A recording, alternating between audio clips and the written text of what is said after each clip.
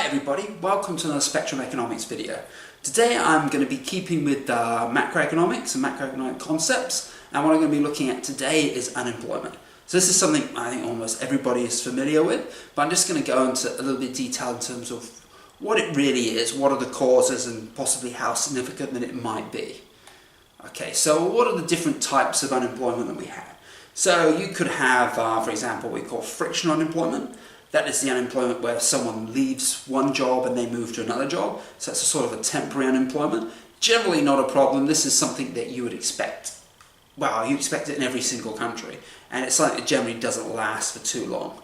Also another is seasonal unemployment. So in some countries we have certain things that might be seasonal, whether it be growing of crops or whether it be the tourism industry and stuff like that. And people may only be working certain times of the year and maybe not other times of the year. And it's something that's fairly consistent, something that people can generally prepare for. Another type of unemployment is structural unemployment. This one could be a little bit more serious, could be a little bit more long-term.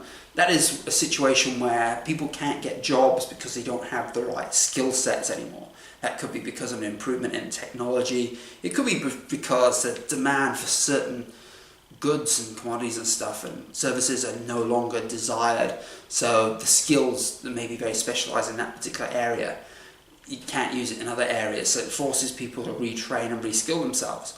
Or it could be simply because it's somewhat obsolete technology I mentioned just now. So yeah, and another one is what is the other one? Oh yes, it's a cyclical unemployment. So that could be relating to your business cycle. So for example, when the economy is booming and all that, you tend to see less unemployment. People tend to have jobs because businesses are producing much higher output and producing more services. Also, and when there is a recession or a downturn, then there's less output and therefore people being laid off and the unemployment is going up. And that all depends on how long these downturns last, whether it's a small recession or it turns into a massive depression. And things can tend to flow on from there, because if people don't have jobs, they tend to spend less, and there's less demand, and so on and so forth. You don't get to sell as many goods and more people get unemployed. So it can be potentially quite a serious form of unemployment.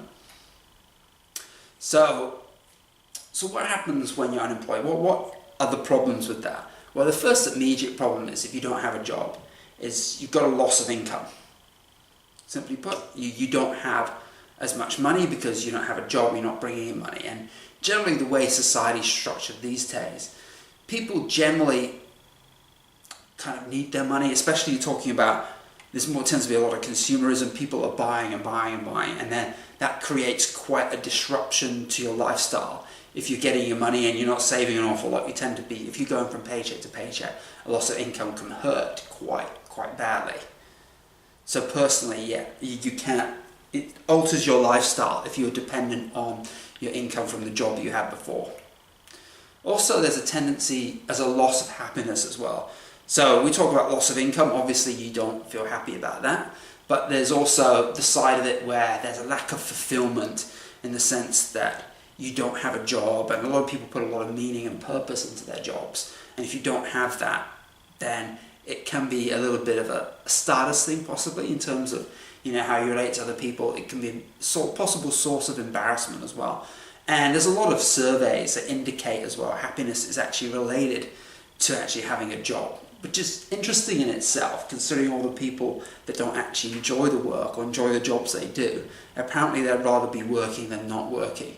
And I think that a lot of that relates to the first point in terms of loss of income as well, in the sense that we have a certain lifestyle, we can't maintain that lifestyle. And as well, there's a lot more stress if you don't have a reliable source of income coming in. And if you don't have a job, you don't have that. And that additional stress can result to a loss of happiness. So there could be some adjustments to your lifestyle that potentially can overcome that loss of happiness. But generally, it seems to be there's quite a strong linkage between happiness and actually having a job, even if you're in a job you don't like, interestingly enough.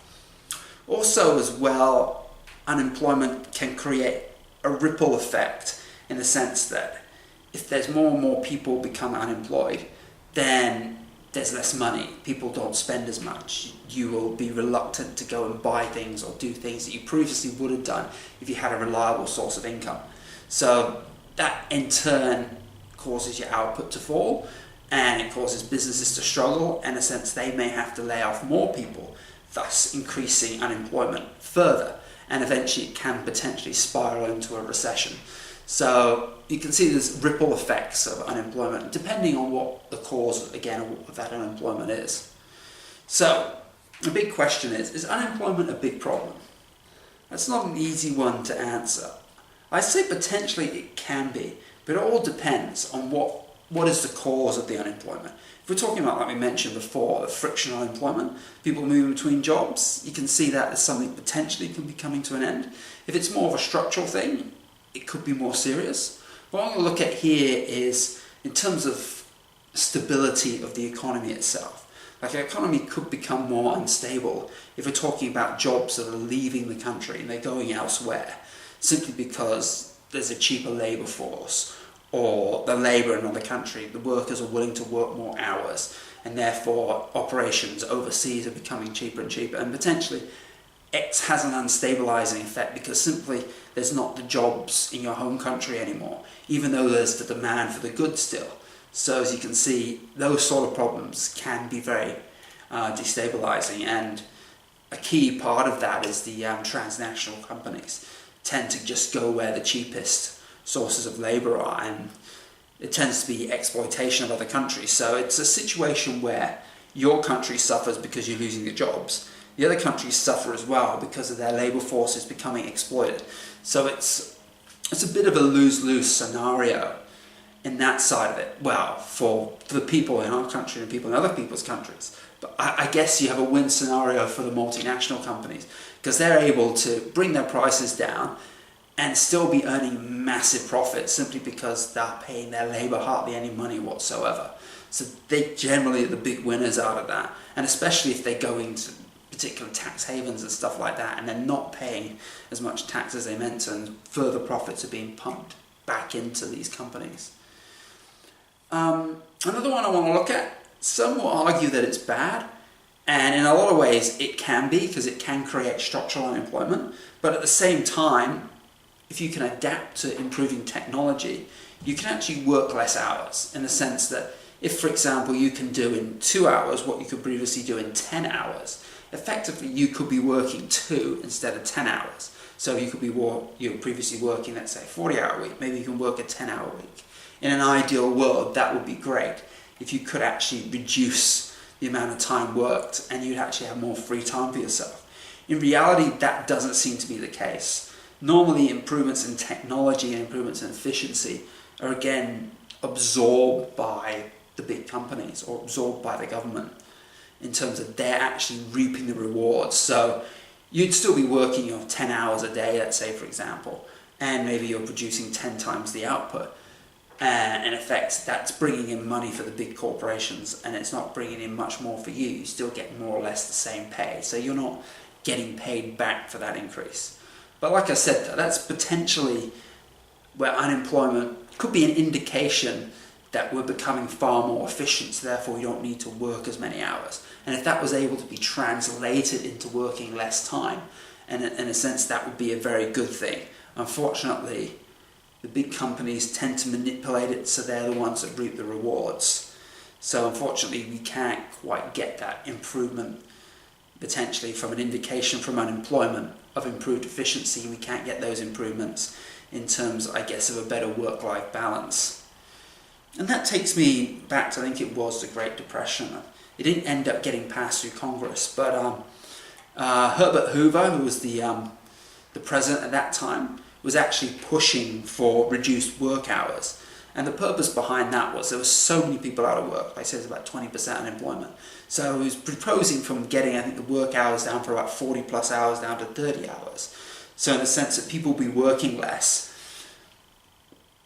People within jobs would be working less hours, but then that would mean that more people could be hired back into the workforce. So you would reduce unemployment that way. And that is actually I would say quite a good solution, but it's never been passed, it's never really been practiced. So again, that's something worth debating, but Personally, I feel that if we can produce the same amount in less time, why not have less time? Why not have more time to enjoy our lives? And this fits in with a lot of my other presentations in terms of, balancing out in terms of working time and your free time and your leisure time and all that.